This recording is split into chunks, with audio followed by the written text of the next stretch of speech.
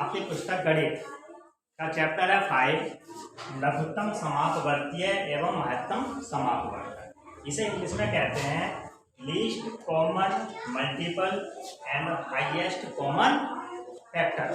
अब देखो इसे शॉर्ट में हम बोल देते हैं LCM, ध्यान रखिएगा LCM, और इसे बोल देते हैं HCM।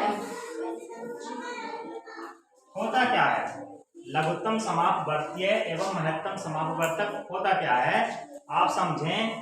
इस लघुत्तम समापवर्तीय में शब्द दिया है हमें अपवर्तीय। अपवर्तीय का मतलब क्या है? यहाँ देखो इंग्लिश में है मल्टीपल। आपने पढ़ा है मल्टीप्लिकेशन, सबने पढ़ा है ना मल्टीप्लिकेशन। मल्टीप्लिकेशन क्या होता है?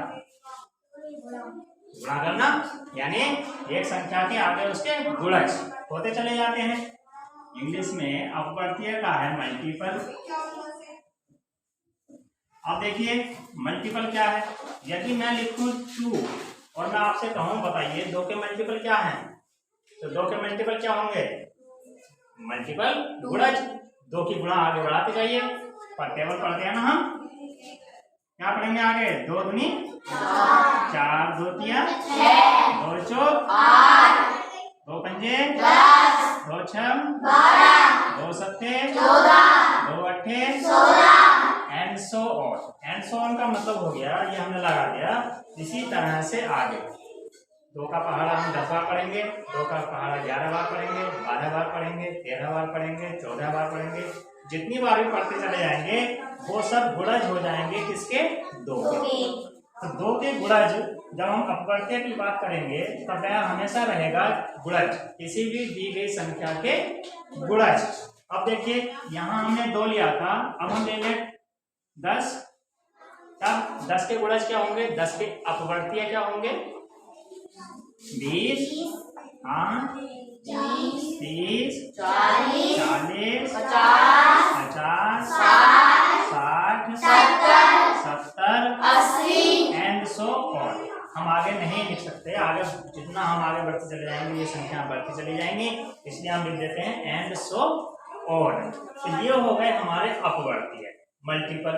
अब है महत्तम समापवर्तक में है अपवर्तक। शब्द को समझें आप, बोल रहा है अपवर्तक। ये ध्यान आपको जरूर रखना है कि आपको जब आप लघुत्तम लेंगे तो लघुत्तम के साथ समापवर्तीय है और महत्तम के साथ समापवर्तक है। बोलने में जो आसान होता है उसी को बोल दिया जाता है अपवर्तीय, ना कहकर लोग इसे भी लघुत्तम समापवर्तक और महत्तम समापवर्तक बोल देते हैं। आपने देखा होगा या आप कभी देखेंगे या कहीं आपको सुनने के लिए मिलेगा कुछ लोगों को, तो वो दोनों ही जगह अपवर्तक शब्द यूज कर लेते हैं, जबकि पर्याप्त अंतर है अपवर्तीय में और अपवर्तक में। अपवर्तीय है हमारा मल्टीपल, अपवर्तीय क्या है? मल्टीपल या गुणज, जबकि अपवर्तक है हमारा फैक्टर। अब फैक्टर क्या होते हैं? फैक्टर गुणनखंड। इसे क्या कहते हैं हिंदी में? इसी को गुणनखंड।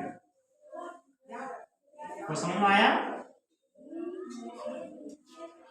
देखो गुणनखंड क्या, हमने लिखी यहाँ पर एक संख्या 10। अब 10 के गुणनखंड बनाइए। आपसे कहा जाए कि आप 10 के गुणनखंड बनाइए, यानी ऐसी 2 संख्याएं जिनका गुणनफल 10 आए। ऐसी 2 संख्याएं आप बताइए जिनका गुणनफल 10 आए। हाँ हाँ हाँ 5 दूनी 10, तो ये 5 और 2 क्या हो गए? इसके गुणनखंड हो गए। 2 गुणा 5 बराबर 10। और क्या बन सकते हैं? 10 के गुणनखंड और भी बन सकते हैं। 5 पूजा, भाई एक बार हमने 5 कर लिया और अगली बार हम 5 पूजा कर लेंगे, तो 2 गुणनखंड इसके मिल जाएंगे। अगली संख्या हम लेते हैं 15। 15 के गुणनखंड बताइए। 3 पंजे 15, बिल्कुल ठीक है।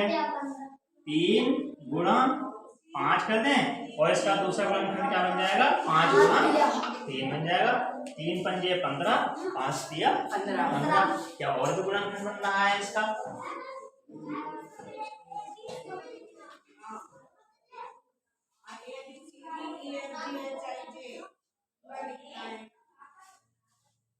भाई 10 का यदि हम 1 गुणा 10 करते हैं तो वह भी तो इसका गुणनखंड है 10 एकम 10 या 1 दहाई 10।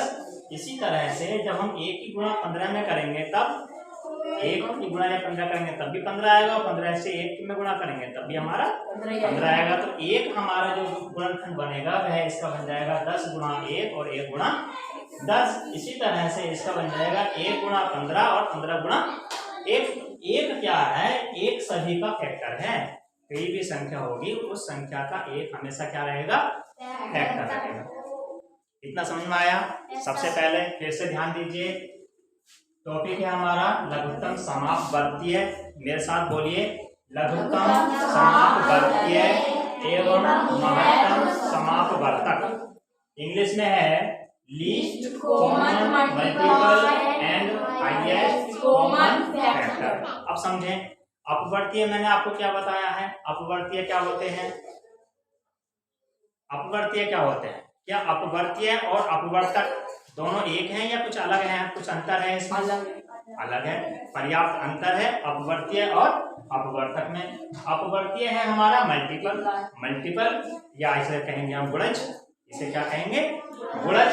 और गुणज क्या है? किसी भी संख्या के गुणज करते चले जाइए आप, उसको गुणा 1 2 3 4 5 6 7 8 9 10 11 12 एंड सो ऑन में करते जाइए। आपको क्या मिलते चले जाएंगे? उसके मल्टीपल मिलते चले जाएंगे। यदि आप 2 ले रहे हैं तो 2 की गुणा करेंगे 1 में, फिर 2 में, फिर 3 से, फिर 4 में, फिर 5 में, फिर 6 में, फिर इस तरह से ही आगे हम करते चले जाएंगे। इसी तरह से हमें 3 के भी मिल जाएंगे अपवर्तीय। 3 का पहाड़ा यदि आप पढ़ेंगे तो जितना भी पहाड़ा आप पढ़ते चले जाएंगे आगे तक वह क्या होते चले जाएगा? उसका अपवर्तीय होते चले जाएंगे। अब है गुणनखंड। गुणनखंड को समझें।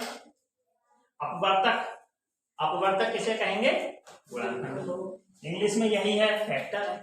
किसी भी संख्या के ऐसे फैक्टर जिसको आपस में गुणा करने पर वह संख्या हमें प्राप्त हो जाती है, उसे क्या कह रहे हैं? उसका गुणनखंड कह रहे हैं।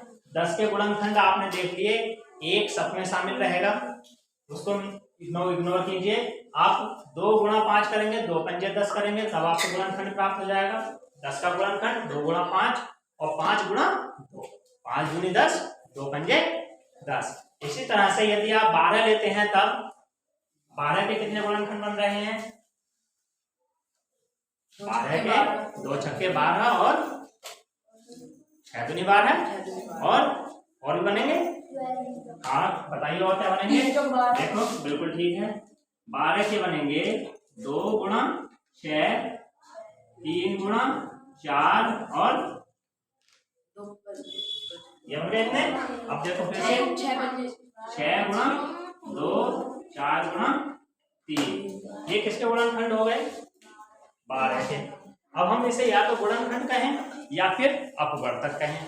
जब हम यूज करेंगे टर्म महत्तम समापवर्तक, इस टर्म में हम इसे हमेशा गुणनखंड या फैक्टर ही बोलेंगे या अपवर्तक बोलेंगे। क्या बोलेंगे इसे? अपवर्तक। 12 के अपवर्तक कौन कौन से हैं? 15 के अपवर्तक कौन कौन से हैं? 10 के अपवर्तक कौन कौन से हैं? क्लियर इतनी बात? शब्द को विशेष ध्यान देना। अपवर्तीय है यहाँ पर लघुत्तम के साथ में और महत्तम के साथ में अपवर्तक। बाकी मैं तुम्हें बाद में कराऊंगा, पहले इतनी समझ लो।